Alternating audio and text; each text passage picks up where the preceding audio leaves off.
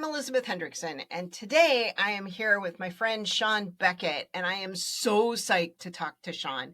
Sean and I work together at Pivotal, and he is one of those people who has this amazing ability to systematize things that really ought to be systematized so that the world just works smoother when Sean is around. It's amazing.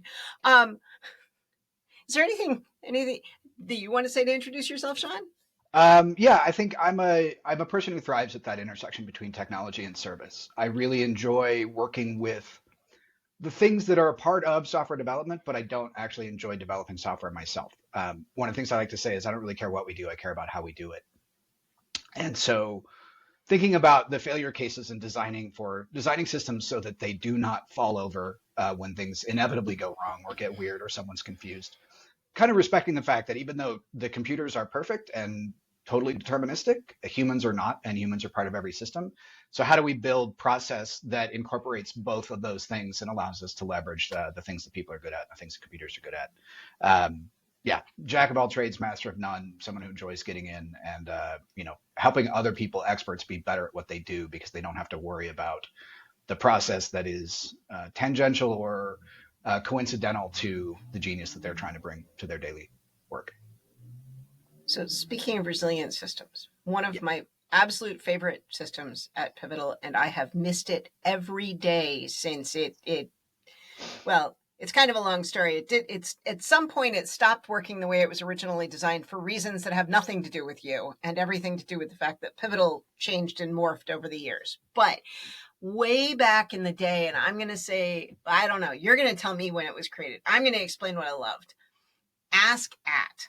So as somebody who was a contractor first at Pivotal and then ended up as an employee at Pivotal, if I needed something, I didn't have to know whose job it was to get the thing or who needed to approve the thing, or all I had to do was to send an ask ticket. And that meant literally an email, ask at pivotal.io. And then I would express my wish, whether it was I wanted a box of pencils or I needed to figure out how to get a provisioned cloud environment, and everything in between. All I had to do was email ask, and then magic happened behind the scenes, and it was zero friction. I didn't have to spend a single cycle in my days figuring out how to get the thing that I needed to do my job. You invented ask. Yeah, Ask is actually old enough that the original version of it was ask at pivotalsf.com, which was the Whoa. domain back even before Pivotal Labs was the domain. So this is 2008, 2009. I'd be hard pressed to know exactly when. Uh, and I was there with Pivotal Labs, just the SF office, 40, 50 billing consultants, something along those lines.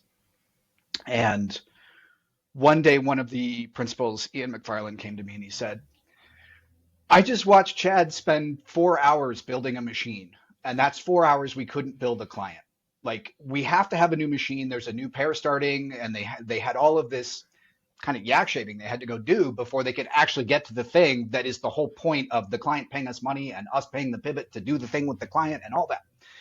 And, Chad is an experienced software developer. Why is he spending time mucking about with, I guess it was probably USB cable still at that point, but he's like running lines under the wires, things like, or under the table and things like that. So Ian and I sat around and we talked about how do we solve this problem? How do we get consultants back to doing what they're supposed to do, which is be consultants, provide value to the client, and bill, right? Like let's keep the billable hours high. And so it essentially became a way. At the beginning, it was a way of offloading the common tasks, the things that didn't require that level of Ruby and Rails knowledge to get to the bottom of. We just needed, warm bodies to go move things around and set them up. And instead of having somebody have to get up from their desk and go find a person to do that, hey, this should just be a ticket. This should be a thing. I just like put it on a queue somewhere and somebody pulls it off the queue and makes it happen. So that was essentially the genesis of it, was this idea of let's take the simple chores, the non-expert chores off of the consultant's back so that they don't have to worry about those things. And as we sort of pushed that out and it got popular and people started to realize that they could use this for I need a new keyboard. I need a new pairing station. I need my pairing station wiped and reimaged. I need whatever that might be around kind of the technical aspects of those things. And we were still self-hosting most things back then too. This is pre-cloud for the most part.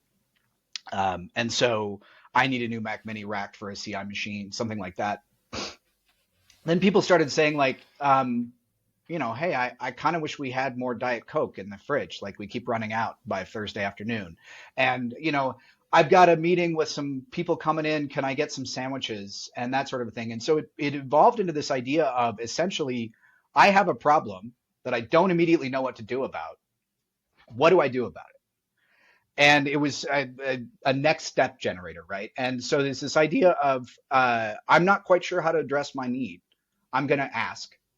And ask is going to either tell me, here's how you go self address that need, or here's how we will address that need for you, or here's what else we need to understand in order to figure out if we're addressing this need or to do this for you.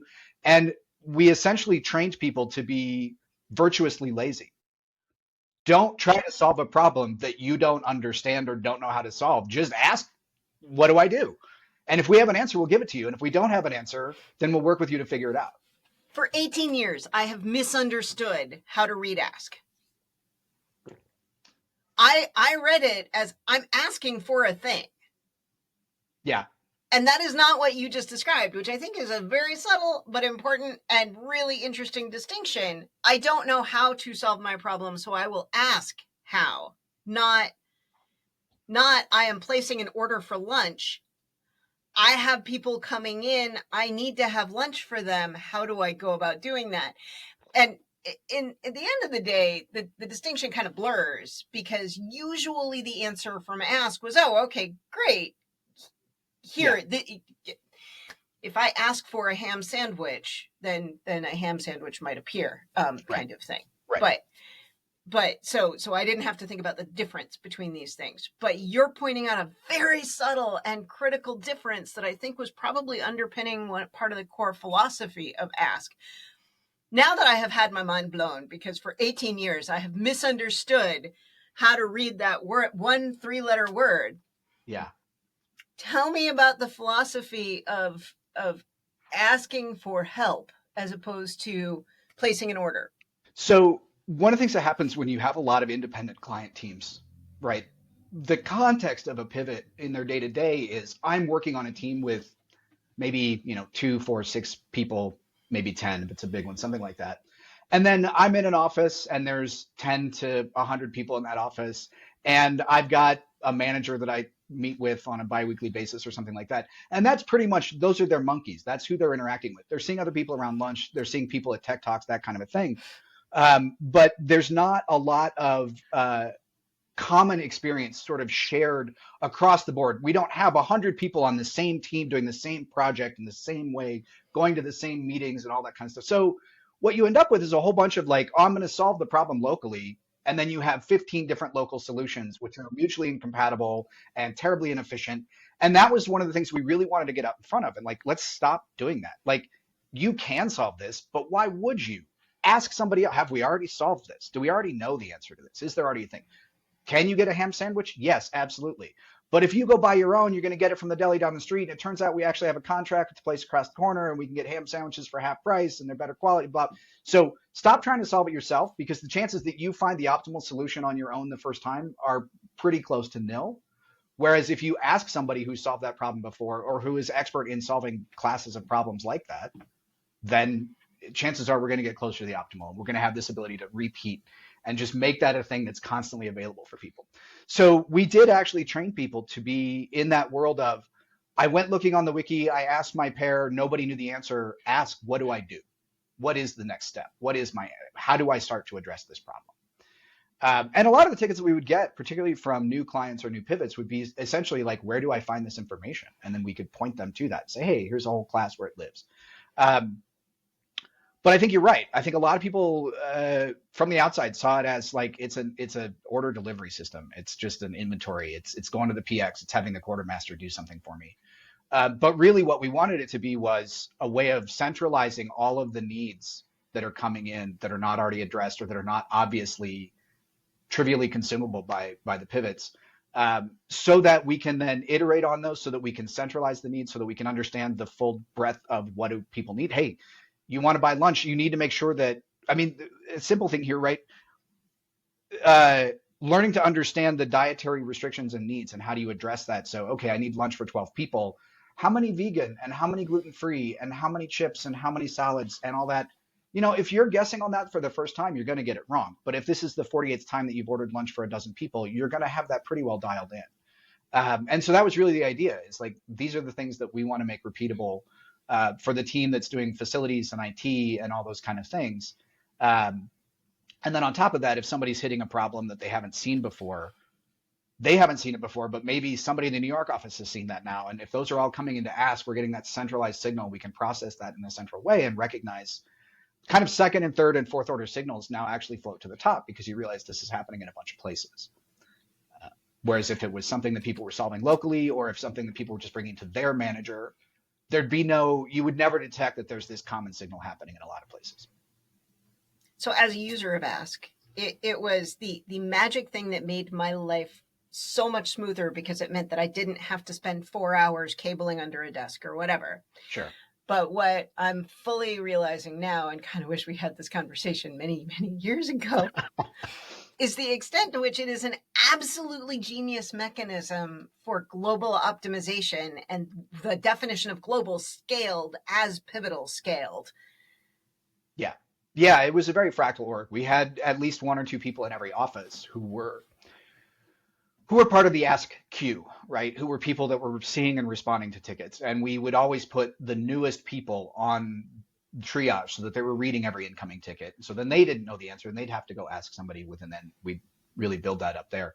Um, but yeah, very much it was a way of learning what are the things that are happening across all of Pivotal that we want to respond to, that we want to be efficient about, that we want to just know are there, so that we can adapt to that in an intelligent and intentional way at the right scale and with the right level of diligence, right? Is this a one-off? Okay, then I don't really care. Is this happening 5 times a week? Then let's really nail this down. There's that great XKCD comic about how much time you spend on a thing, at what point you should automate it. And this really let us do that correctly globally for all of Pivotal, rather than each person figuring that out on their own locally. Yeah. Also, it's worth calling out that, like, when at the inception of Ask, when Chad was cabling under a desk, it was one office at that point, I think, Yeah. and maybe what, 100. You said like 100 consultants in that office. No, or it's something? about 40 or 50 people. 40 or 50, and Yeah. so then Ask continued, though, as more offices were opened, Sure. more people were hired. Eventually, the entity that was Pivotal Labs was acquired by EMC. The mechanism persisted, and eventually, then the entity that became Pivotal, the public company, was spun out, and the mechanism by that time had morphed and changed substantially, but it actually still persisted. So this worked for tiny scale to massive scale, and at the massive scale it was crossing so many organizational boundaries, and that as a user, this is one of the genius things for me. I didn't have to know who in IT to go find for this technical thing, or this thing that might be kind of between technical and Right. some other function. I didn't have to figure out. So it eliminated that some of the Conway's law forces within the organization in a way. It became like my sole point of contact to all of the kind of cross-cutting concerns Yeah. in the company. Yeah. If I need a badge for the New York office because I'm visiting, is that a facilities question? Is that an IT question? Do I need to ask the office manager? Do I ask my local? Is it yeah, all that. No, you don't. You just send a note to Ask. You say, hey, I'm going to be in New York next week. I'm going to need a badge for the office. And that's it. And until you hear back from Ask, you don't have to worry about that problem anymore. And one of the big things that allowed it to be that way too is we established a lot of trust with people. We never let an Ask ticket die. It was always like, well, here's what we're going to try to do. We're going to try to take this to the mat for you. Okay, turns out we don't know how to solve this problem. Here's what we recommend next, something like that. But we made sure that we were always being very responsive on that. And so people did have a lot of trust that if they fired it off to Ask, they didn't have to worry about it until they heard back from us. Yeah, it did. I have an old FAQ page that I printed out years ago. When we were about 300 or 400, so just before Pivotal bought Extreme Labs, It's about 350 pivots, and then you'd have maybe 100 clients and guests across the 6 or 7 offices at that point. We were running about 400 ask tickets a month. So it's about 1.5 or 2 per person per month coming in, and everything from please buy more whatever for the soda machine to um, I don't have a way of solving this sort of existential challenge of communication between me and my client. How can we set up some new way of pairing or whatever that might be? So cool. So I do remember there was a certain point where the entity that became Pivotal, the enterprise software company, as opposed to Pivotal Labs, the consulting company. So we're in that product era. And I remember I was working on Cloud Foundry at the time. We did actually at that point have to kind of shard off because we had an Ask CF Mm-hmm. ad. Mm-hmm. And so there is a point at which not everything is, in fact, an opportunity to globally optimize, because there were different business divisions that had fundamentally different needs, and it would not have scaled to Yeah. funnel all of that through Ask. How do you know when you're at that inflection point? Like, I don't remember any of the conversations. I just remember we ended up with Ask CF ad.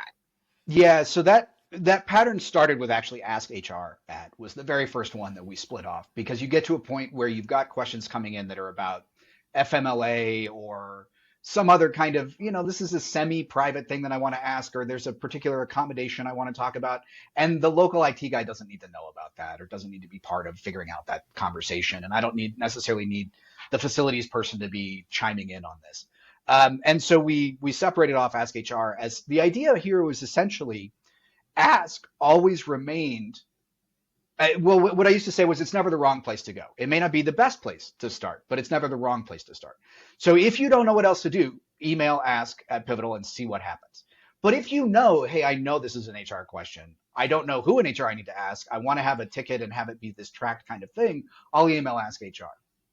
And then what you start to see is as you get large enough, and the area you're talking about is that now we're getting on towards like 1,000+ people that are part of this.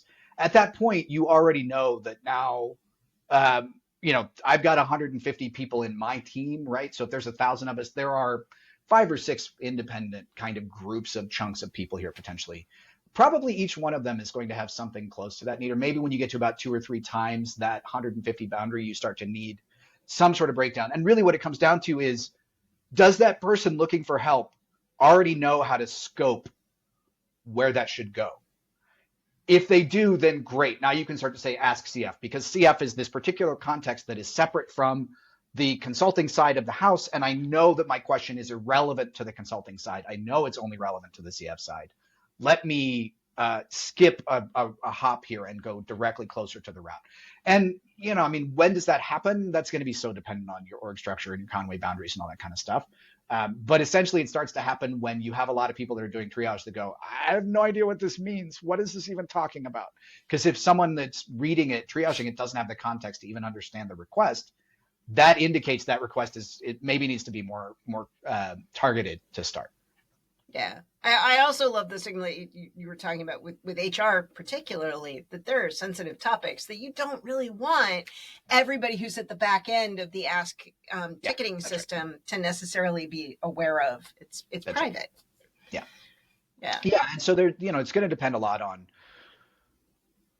how those, the volume that comes in, right? We didn't have Ask HR until we were close to 300 people, because there weren't enough things coming in, and most people just go directly to their manager, or they'd go directly to the local office lead, and that would be it, and that'd be enough.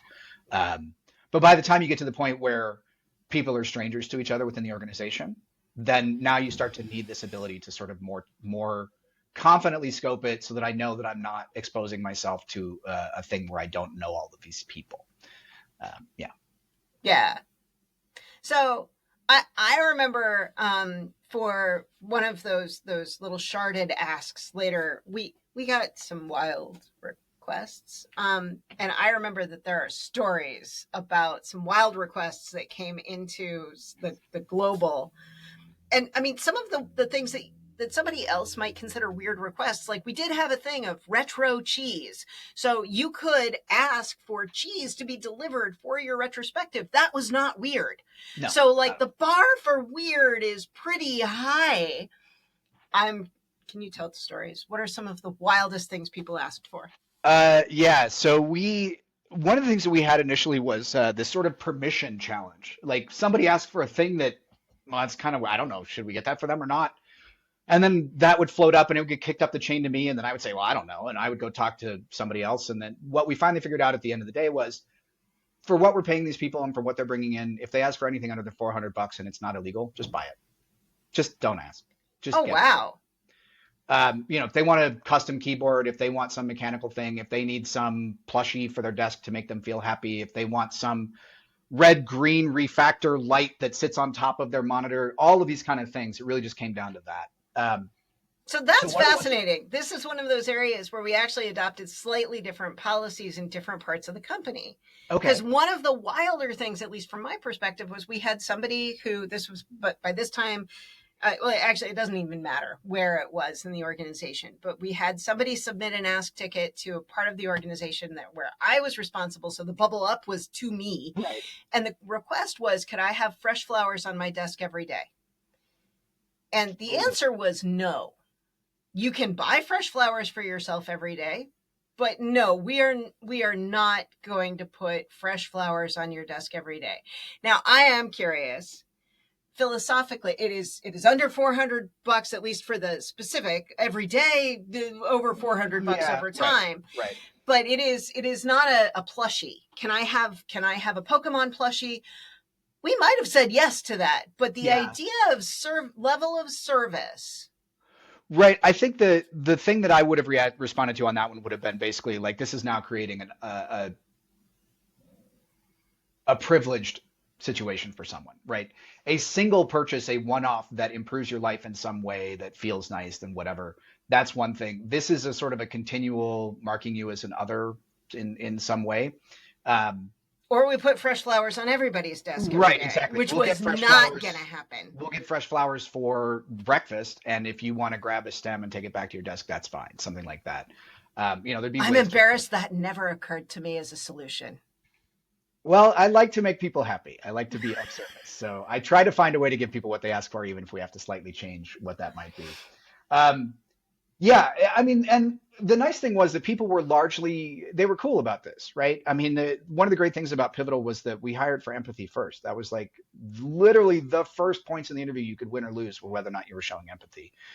So people weren't jerks about stuff, and they didn't tend to abuse things like this. And they tended to understand that, like, if I treat it well, it'll treat me well. If I treat it poorly, then it goes badly for everyone. And honestly, at the end of the day, like, I was the father of ask. You kind of knew that it was all going to end up on my desk if you made some weird question. And then, I'm a human being that knew most everyone. I traveled to all the offices. I was a face that was known. And so at some point, you're not just like trying to make a system do the thing and abuse the system. You're like, oh, I'm kind of being a jerk to Sean if I ask for that. Huh? Okay. Well, maybe I won't do that. And I think that really helped. I think the fact that it stayed personal in a way, right? That the people that were responding were humans that were in your office with you that you knew. The first one that was really a fun one that we had mentioned in our fact for a while is kind of like ask for what you think you want was the zombie flying shark. I'm sorry, the what? Say that slowly. Zombie flying shark. So the zombie flying shark. Okay. It was a blimp about 3 or 4 feet long, filled with helium that had a small gondola with a fan on it. Essentially, it was kind of like an early drone type thing.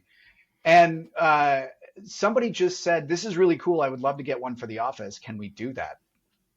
And I remember it came into Reed Kennedy. And he kind of looked up at me. He's like, "Sean, somebody asked us to buy a zombie flying shark. Can we do that?" And I said, "Well, how much does it cost?" He said, "It's like $130." I said, "Yeah, let's do it." And so now for years after, every now and then, as people are sitting and waiting for something to compile or whatever they're doing, running their tests, they would drive the zombie flying shark around the office. And there would just be this balloon flying around 875 Howard, dropping down to say hello to people, whatever. And I mean, we spent $130 on that, right? We bought it from Amazon back in the day. The amount of value that it provided to amusing pivots, to clients used to talk about walking in and feeling the energy of that place. That's the kind of energy you feel. You realize that people are here being professional, doing amazing work, but not taking themselves too seriously. It isn't that kind of a place. It's a place where we bring our whole selves. And the fact that there's a zombie flying shark around really helps kind of drive that home. Now that you say it, I actually remember seeing the zombie flying shark. I don't think I parsed as zombie or shark. Fly, Yeah, definitely. and I I got think the there were fly. other versions of it in the New York office as well. And I think Santa Monica might have had something like it. But all of those kind of things, games, whatever it might be that people want to do, would usually be totally okay. I know that one of the ones, I'm sad that we never could actually fulfill this one. I came in one morning, and as I was getting off the elevator, Laura, who was working the front desk, she mentioned that we got a really interesting ass ticket last night from Rob. So Rob, me, the founder and owner of Pivotal at the time, and she said it's a really simple one. I said, "What does it look like?" And I go over and I peek behind the desk and we look at it, and it just says, "I want a pony." So we got a ticket from our the bossiest boss we have. I want a pony, and we were fairly certain that this was not a legitimate request that Rob had filed because he would have given more details and he would have given us a heads up and he would have sort of let us know what this is all about. But at the Not on same brand for time, him at all. no, no, not terribly so. At the same time, we really, really, really wanted to try and find a way to put a pony in Rob's office because that would have been awesome. Because it would have been one of those just spectacular stories to tell. So this was probably 2012. We were in 875 Howard at this point, so his office was on the fifth floor. And Laura and I spent like a half an hour that morning looking at all of the places that do pony deliveries for like kids' birthday parties and finding out if any of them would bring out a pony. And yes, many of them would. And it would have actually been, I think it was like $300 an hour or something. So it would have even been under the $400 limit. The problem was that you can't put a pony on an elevator, and there was no other way to get them to the fifth floor. We I mean, it's kind of embarrassing how much time we spent trying to do this just because we really, really, really wanted to put a pony in his office. And then when he would act completely shocked, we'd be like, but you sent the ticket. Here's the ticket. I'm fairly sure that he left his computer open at home and someone else, probably Dana, said, hey, I want a pony just to see what would happen. And the answer is we tried really hard to make it happen and legality got in the way. So that's the one downside is we couldn't do illegal things, I guess, right? Um, but that really to me was also part of the joy of it, right? Is that we would get tickets where it really meant something to people. I really need to solve this problem badly. And then we get tickets that were just, wouldn't it be funny if? Yeah, it would. Cool, let's do that. And having that system go up through the ranks and through the chain to someone like me, where I had the ear of leadership and I had the trust that we built up over years. At this point, we still didn't really necessarily have a budget. We just spent the money that we thought we needed to spend, and it kind of worked out on the end. That allowed it to be a much more responsive and interesting system. And I think that's one of the things that people have failed when they've tried to recreate in other spaces is ask needs to end up because you're going to get these questions where I don't know what to do. I'm asking you what I should do. It needs to end up going up through the chain to someone who has the ability to have that institutional knowledge to find out those answers, to get that sort of sentiment sampling at the highest levels, to be able to give good guidance. And a lot of people end up kind of treating it like, well, it's just an IT request. I'm just filing a ticket for resources or something like that. And that tends to cap out a little bit too low in the org for it to really get to that point. Yeah, I mean, it's a concierge service, right? The concierge needs to have access to the highest levels of decision making for every now and then some of those little things.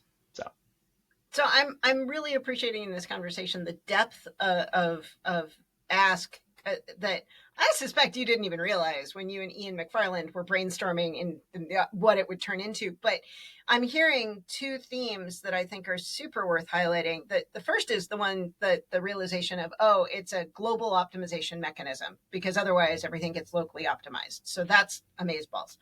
But the second thing that I'm hearing is that not only is it an embodiment of a culture, of a mindset, but it also became a mechanism for propagating a culture because that culture of whimsy, it systematically propagated now. It's not just you got somebody who's willing to blow $130 for a zombie shark, whatever flying thing. That only will happen not everybody is willing to blow $130 Right. to bring a flying zombie shark into the office. But if you've got a system by which whimsical objects can appear, that increases the probability, which then it becomes both an embodiment of a culture and a mechanism to propagate a culture.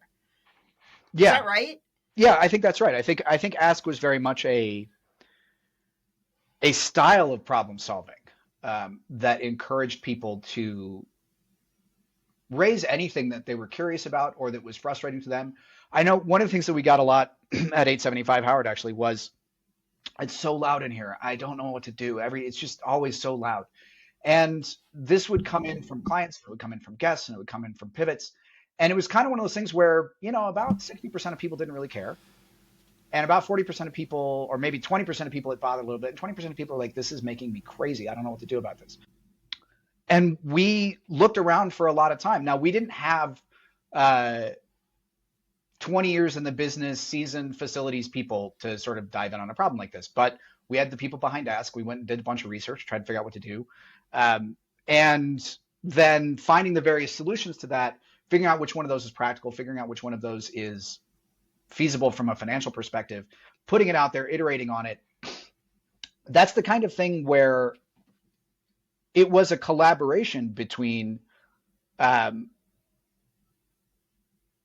we're staffing and putting people on the floor, how we're managing the facility itself, how we're figuring out where we need to reduce this noise level. Actually, the solution ended up being that you raise the noise floor. You put white noise generators out on the floor, and it actually makes things better. The other solution would have been baffling, which would have been, I think, like $500,000. Um, but those kind of things where now we know that we solved this problem in San Francisco. Hey, this is what you do. When New York started to have this issue, we just said, hey, these are the white noise generators we bought. Put a few of those out on the floor.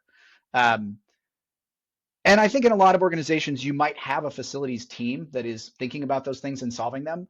But that's generally going to be when you've got a large group and you have these specialized orgs within it that are doing that.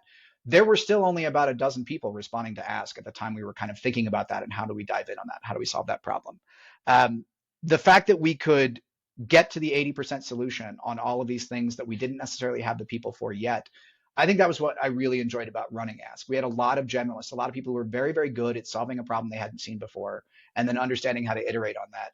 And that allowed all the people that are expert at software development, at product management, at design, or even some of the executive functions. It allowed everybody else to focus on what they did and not get sidetracked by these, I don't know, we just need smart people to go think about this and figure it out.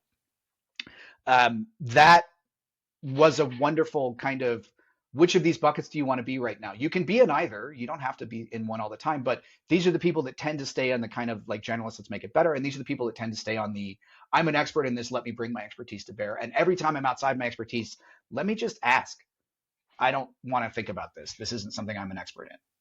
And it was really fun to be a part of that and to be a force multiplier for people so that they could not have to worry about things that were tangential or extraneous. And instead just offload those to Ask. And then Ask made everything that was extraneous to other people were our bread and butter. That was our daily day.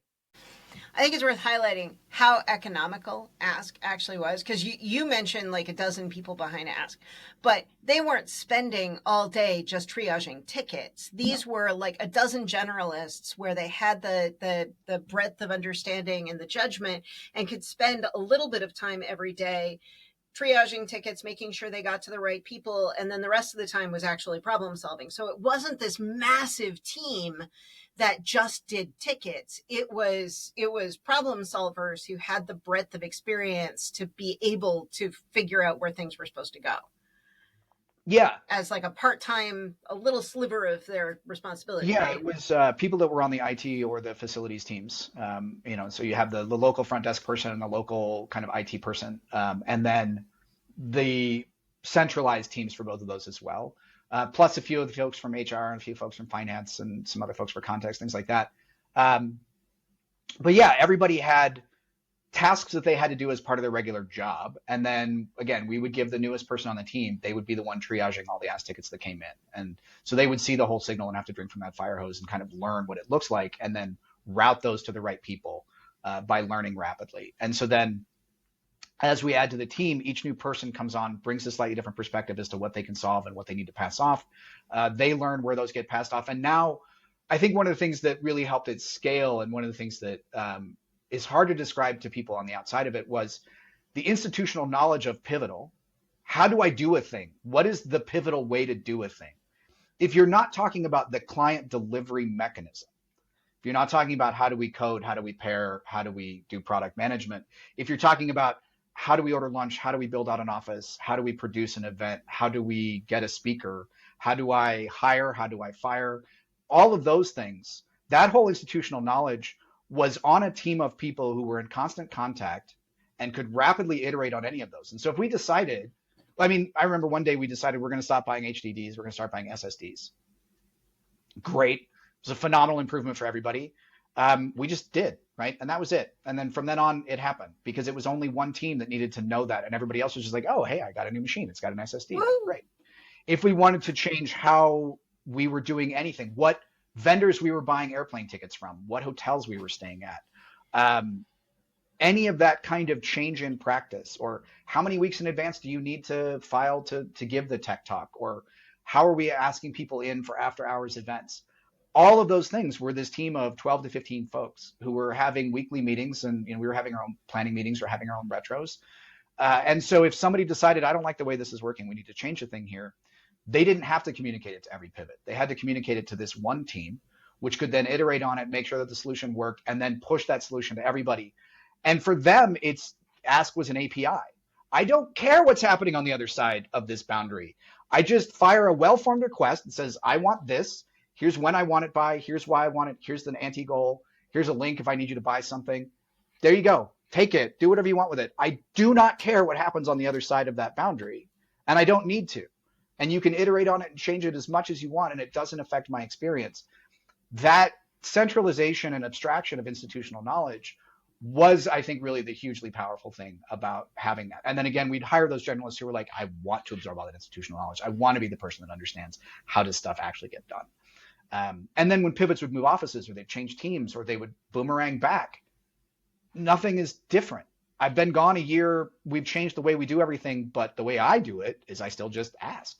It doesn't change my experience. I don't have to learn a new method. I don't have to learn a new way of calling that system.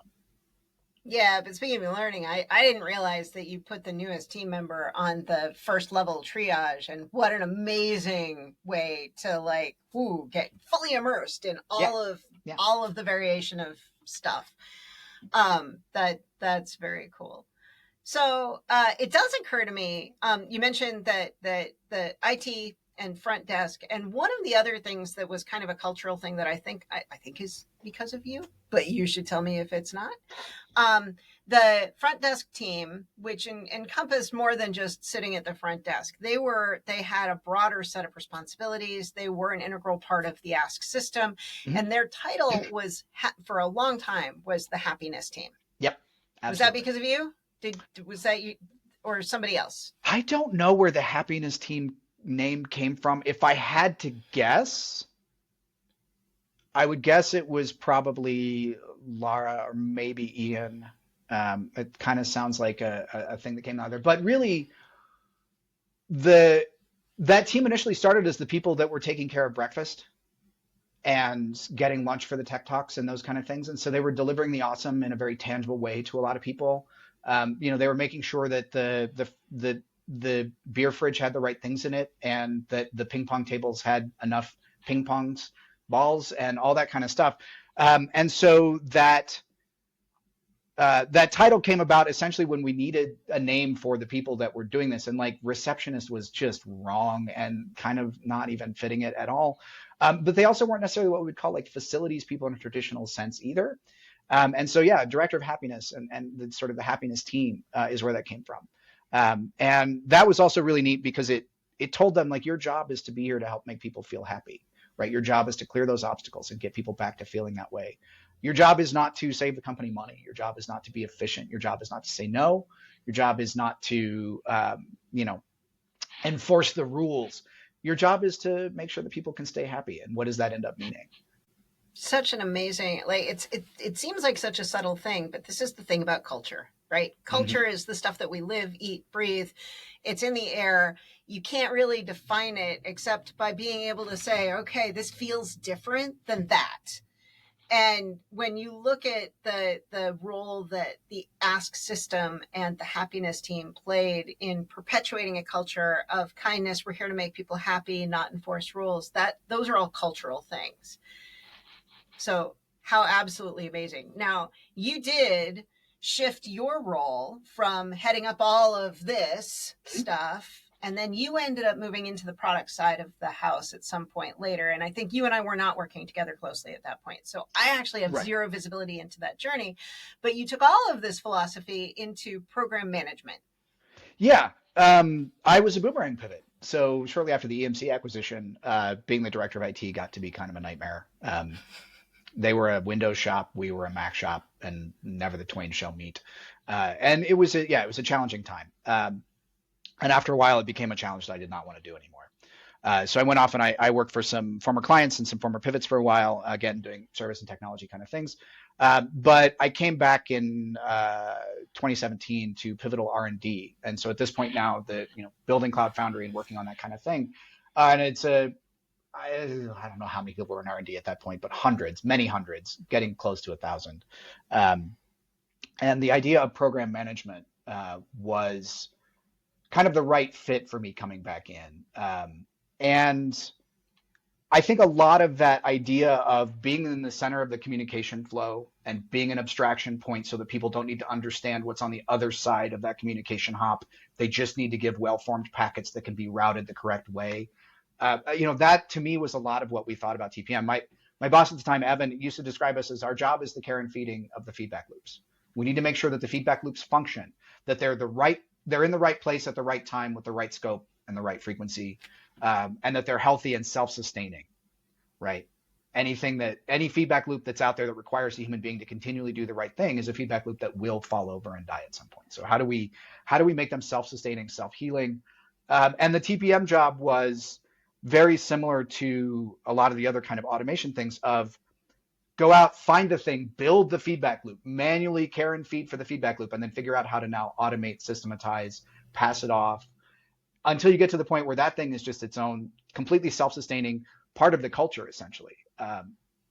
And it was a really interesting way of continuing to do a lot of that service provisioning, service providing, where understanding what people are saying in a technical way is a big part of the job, but then being able to get to the right audience. And I did a lot of crossing over between the support team, the R&D team, the legal team, and kind of making sure that everybody in the room understood what the other people were saying because the jargon and the linguistics are different. Yeah, by that time we were big enough that there were fairly large, I don't want to say schisms because it wasn't like there was fighting. It was just that like support, they're over here, they're measured this way, they're under this different leader that rolls all. I mean, I think the point at which they all met was like at the very top. And so you've got support and you've got R&D and and it just like, the farther apart you are organizationally, the harder it is to actually have a shared understanding. And so I'm hearing you say that you were kind of a connective tissue. One of the things that I really admired about the whole TPM organization, so I assume this came from Evan, was the idea that no, we're not here to be the glue. We're here to find the places where there is a lack of connection and then make sure that that systematically happens and then get out of the way and let it keep happening. Yeah, right, exactly. I think and that's a way of again saying that if it's dependent on a person, if it's dependent on the TPM doing it, it will fall over at some point. That is a temporary state at best. I mean, we had a TPM in every office. Every office that had an R&D, a significant, more than 20 R&D people had a TPM. And so that provides now an immediate layer below kind of senior management where there's direct kind of the weft instead of the warp, right? The up and down communication is great, but you need that side to side communication. And I think when we think about communication complexity and how that scales in an organization, TPMs are the people that want to be super nodes. They want to be in communication with 50 or 70 people at a time, all the time, and be in those loops and think about them. And so again, you get that centralization of signal. You get that now between offices. People are talking, oh, I'm hearing that here too. But also then we get that idea of, well, here's how I found a way of dealing with getting all of my PMs in this local office to have the right communication about how they're swapping pairs. oh, hey, that's a cool idea. Well, we'll try this here. We kind of specialize it that way. So we get that cross pollination that happens much more readily than if we were waiting for the kind of local office head to talk to the other local office head, because they've got way more important problems that they're talking about all the time. So this is a way, again, where you have that idea of I can make a lower order problem something that I prioritize to deal with. And I think when we talk about the culture of Pivotal, and I think this is one of those culture things that did continue all the way through the scale that Pivotal rose to, it's that idea that no problem is too small to care about, right? I kind of hate the broken windows philosophy in a way, but there's something about it here which really does apply. We would make sure that nothing that sucked or nothing that was unpleasant went unaddressed, no matter how trivial, no matter how weird, no matter how esoteric. That was something that Ask would deal with. And then again, that was something where if you had a thing that you didn't know what to do with, you could go talk to your TPM locally and just say, like, I don't know, this feels weird, and they can help you figure out, well, it's kind of just you, let's find a way for you to get comfortable with that. Or, we're hearing this from some other people, those third and fourth order signals tend to get ignored in most organizations because it feels like they're not actually applicable to the end goal. They don't move the needle, as it were. But it's one of those things where death by a thousand cuts. If you take care of a bunch of those little things, all of a sudden everybody breathes easier. All of a sudden everything feels simpler. And I think a big way that we did that was to say everything needs to be fractal. Everything needs to relate back to some other common system or practice or ceremony that we have. How do we redefine this so that it fits into a retro format? How do we redefine this so that it feels like this type of like repeatable artifact that we all know how to produce? And again, that's where if you let each team solve it locally, you're going to get a very heterogeneous environment very quickly. If you make it so that the same dozen people who are all in TPM team are trying to come up with, here's the one artifact that will meet everybody's needs. And if you're, the outlier case this month, here's the way that you break it so that it can deal with that. We ended up with a world where we didn't have that many ceremonies or artifacts. They were all kind of variations on the same 4 or 5 things. And you kind of knew, oh, this feels like this kind of a problem. I'll solve it this way, which meant the repeatability was very high, which meant that the transfer of knowledge was very high, which meant that people could jump into a new context and immediately be like, oh, I kind of get this, because this is really just a slightly modified version of that other thing that I've been doing a whole bunch of. And then I think the TPM team really understood that was something we needed to make sure kept happening, that these ceremonies and these outputs and these artifacts continued to feel repeatable, similar, and then how do we adapt them to deal with this kind of new, larger challenge that we might have. Yeah, and I feel like anybody who's listening to this might not fully appreciate, because it's so hard to explain in words how different that is from most other TPM organizations that I see, where make sure we have the artifacts becomes a checklist item. Did the technical specification get filed? Tick.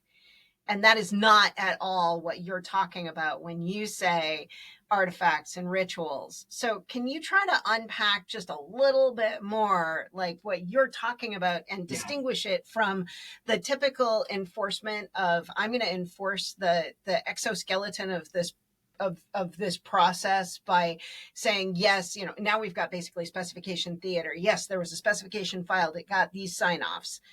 That is so not what you're talking about. Right. So Pivotal had an RFC process, right? So in Pivotal R&D, you could write a request for comment. You could kind of push that out there. And it had started as something that the engineers organized themselves, as just a way of kind of replicating the IEEE RFC concept. But then it became a thing where the TPMs were very much like saying, oh, this is an interesting RFC. Like, let's make sure we get comments. Let's make sure that these people are weighing in. Let's make sure that this gets dealt with all the way to the end. And again, the engineer doesn't need to see it through themselves. They don't need to push that boulder up the hill completely by themselves. How do we now make sure that they have consistent sections and that those sections are used in consistent ways? Very few people write more than 1 or 2 of these throughout the course of their career. How do we make them consistent? And that, again, becomes now, this is a communication. This is a feedback loop. Let's make the TPM team be responsible that these artifacts smell the same, that they echo each other, that they're simple to consume, all of them. And don't necessarily need to fully understand that. This is an editorial role. It's not a content creation role, right? So I think that's one way to think about it, is TPMs as editors of the process. Another one that I really enjoyed was the drumbeat thing. And so the drumbeats we were having a challenge. At one point, CF probably had about 50 independent backlogs at this point. 5 different offices with a lot of development happening. And the the number of times we were running into teams that were creating mutually incompatible either merges or teams that were waiting on a team that was waiting on a team that was waiting on a team that was waiting, and it ended up being this like circular dependency that was never going to get resolved, or where people were just really surprised out of the blue, like, oh, I had no idea you were going to bump the version on that. Oh my God, we have to rethink everything. This was starting to happen a lot, and it wasn't a thing that we could manage by having all of the signals come into a single place and then re-radiating back out in kind of an intentional way. Humans were no longer able to do this. Um, and I'm pretty sure this came directly from Evan, but we started iterating on this idea of a drum beat. And the concept here, the drum beat helps the marchers stay in rhythm and move in lockstep and have that kind of continuity, even though the person at the head of the column and the person at the end of the column can't see or hear or interact with each other at all. They hear the same drum beat, they can be in the same pace, and we can move in that way. We can stay coordinated. So the drum beats became a very formatted email that would come out roughly once a week, was usually the pattern. And you could change that if it didn't need to be that much, right? But the idea was, here's a default pattern. Once a week, it starts with, um, this is the team, these are the goals we're trying to create, or these are the outcomes we're trying to deliver in the world. This is the progress we've made this week. These are the blockers we've had. And then the bottom was a footer that said, like, here's our backlog, here's our roadmap, here's our team channel, here's our email, all these kind of things, so that you could consume a drumbeat from a team you'd never interacted with and kind of have those breadcrumbs to follow in. And then I'm not sure they started with all of that necessarily, but they evolved to that relatively quickly. And the drum beats became this way for people to say, I've suddenly realized I have a dependency on the MySQL team. I don't want to constantly ask their PM for updates. I will subscribe to their drum beat. And it was a Google list that I could join if I wanted to, right? These are just going out to a mailing list. And so I can just opt in myself to receive these, look for the content that's relevant to me, react to that. And all of the drum beats actually were backed by a Google Doc. So if I had questions, I can just go make comments on that. I can start a comment thread in a very targeted, correct place, the kind of locally there with that team. And other people who have the same question will now end up on that doc and be following that same kind of thing. And so we weren't carrying that information. We weren't telling people what did or didn't have to be in their drum beat. But we were telling people, here's how you write a drum beat to start, right? Here's the rules. And once you know the rules, you can break them if you need to. And there were easily 100 drum beats that were going around. And people would subscribe to 1 or 2 or 5 or 20. We would definitely find out that executive leadership was looking at the ones that were relevant to them at that time for a particular push or whatever. I was the build and release, not build and release, but the release engineer, the release coordinator, release train coordinator a couple of times. And that entailed sending out the release drum beat. Here we are. Here's the blockers that remain. Here's what we're doing about those. This is the target release date. Huge audience. I never knew what I was going to hear when I sent that out. It was a lot of ways of saying, like, here's what I think the world is. And people would read it and say, oh, the world is not that. Actually, here's what I know. This is a different thing there. That method of kind of putting it out there to allow other people to validate, yep, that's correct, without having to actually go and find all those people or even know who all those people are that might have more up to date information or more relevant information.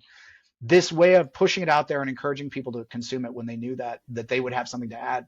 It allowed one person to communicate with everyone without knowing who they're communicating with, without having to determine that up front. There was no formal chain by which all of this happened. It was a process that we took care of and made sure kept productive for people and didn't feel onerous and didn't feel like it was too hard. And then the PMs would do things, then they would decide, oh, here's a great addition, we're going to do that. We would have these kind of meta drum beats that would be roll-ups for once we had the pillars, the sort of different pillars within the org of these programs at a larger scale. And they would run these things that now everything was, okay, I'm going to send out an email. Well, it kind of feels like maybe this should be a drum beat. Am I going to do this on a regular basis? Am I communicating stuff? Cool. I'll just start with the drum beat template and I'll tweak it a little bit for my local needs instead of, oh, I got to publish a newsletter. What am I even going to put in it? I don't know. And again, that idea of these are the ceremonies and the artifacts that we're using, the TPM team could own the iteration and the development and the maturing of those so that the practitioners could consume that kind of best wisdom of everybody as we go. And there was somebody whose job it was to make that thing better. So it's what I'm hearing about the distinction between the checkbox culture and what we were actually doing is the difference between enforcement and enforcing and supporting. I think And that's right. so Yeah. this is all very much a supporting thing. I'm also, you and I prepped for this call, and in that I was kind of blown away by you said, turns out ask and TPM, same thing basically, but I'm hearing it now in what you're explaining, because ask, we already established, was a mechanism to get signals for global optimization. You just described that literally for TPM. Ask becomes a mechanism for spreading culture. So it not only is an aspect of the culture, but it also is a mechanism for spreading the culture. Yeah. And I'm hearing you say that the way that the TPMs operated became this mechanism for spreading the culture. I think that the big difference here is that a lot of times in an organization, something like a ticketing system for meeting your needs, hardware, whatever, software, or something like a TPM team saying, hey, here's the best practices. These are top down, read forward, push to the edge systems. The whole idea is this is the right way to do it, and we will pass that down. And now you have the information, go do it the right way. Pivotal was always built on the idea of feedback loops, not feed forward. It's not a one-way journey. That information now needs to come back. We need to have people reflect back, this did or didn't work, this felt good, this felt weird. And that idea that these are constantly going that way, that we're taking the signal from the edge, receiving that back in, understanding what's common, and say, again, sometimes you go to people and you say, well, this is kind of a you thing. Let's help you figure out why this isn't working for you. And then sometimes it would come in and be like, oh, this is an us thing. Yeah, we need to make this better. This is not delightful. There's enough people that are reacting in a way to this that it isn't great, that there's something we missed. And I think in a lot of orgs, that processing of the feedback, it's expensive.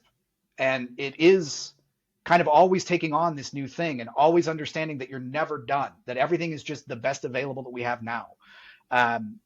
That is a hard thing for a lot of organizations to do. I do think that the XP, the agile culture really encourages that, right? Like if you're proud of what you shipped, you waited too long. Let's get the process out there. Let's get some feedback on it. Great. Okay, now here's what we've been to iterate on that. When you establish that trust that, hey, here's the thing, we know it's not perfect. Tell us how it's not perfect, and we will respond quickly and with empathy and with showing that we do actually care about what you've given us. Now you get into that idea of everybody at the edge feels like they're collaborating with everybody in the center instead of being dictated to or punished by or abused or kind of flailed around. And the people in the center know what we're giving works. What we're pushing out there is actually useful for people, because if it weren't, we would hear. And we're listening. We're actively looking for those signals. And that is expensive to process those signals. It does take time and intentionality. But if you build a service culture internally, I used to talk about Ask as being an internal consulting team. It's essentially professional services for your own company. And in a consulting org where you're starting lots and lots of projects all the time, that makes sense. It was a little bit different for Pivotal with R&D, but at the same time, we have ultimately there were 100 backlogs. They've all got the same basic challenges, but how do you extract the right?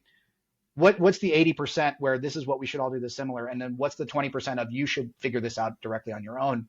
Again, you don't want every local PM and anchor and PM engineer figuring that out for themselves. You want to have some intentionality around that. You want to have some concept of that conversation going back and forth and those things shifting. But it does mean that you're never done. It does mean that is a thing you're always talking about. And we did a lot of reorgs in Pivotal R&D, and we never said this is the last one. It was always, well, this is better. We found a way to push more decisions to the edge, to give more autonomy, but still have things that we can detect. And that, yeah, I think that does only come down to having people taking care of those 20% of the feedback loops that we can't yet automate away, that aren't yet self-healing. What an amazing place to end our conversation today. I am so grateful to you for your time. Thank you. This has been amazing. You have blown my mind multiple times on a topic that I thought I understood. So grateful to you.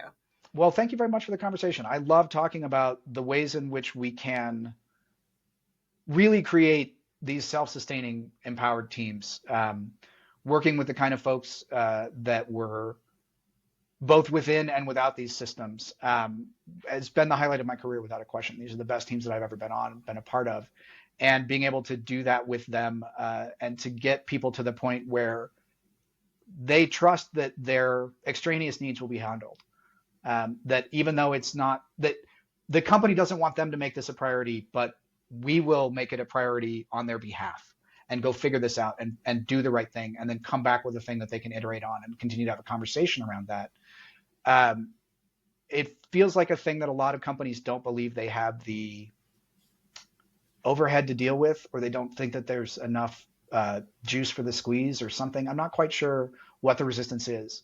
But I think if you want to run a truly high performing team at the tip of the spear, you need a process. You need a team, something like this, that is always handling not the immediate thing I need to solve, but does need to get fixed, does need to get figured out, does need to have somebody apply themselves to this and do it the right way.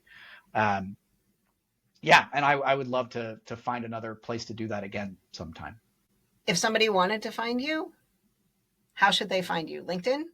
Yeah, LinkedIn. I'm Beckett Sean at LinkedIn. BecketTSean. We can put it in Yeah, there you go. show notes. Yeah. And I mean, you want to talk about Ask or the TPM stuff, I might even direct you to a few other people. I was definitely a good member of the team, but I don't feel like I was driving the philosophy as much. But if people want to talk about Ask, internal concierge, what that might look like, how you can apply it locally, it's one of my favorite topics in the world. Thank you so much. Thank you very much for your time. I really had fun today, Elisabeth. This was good.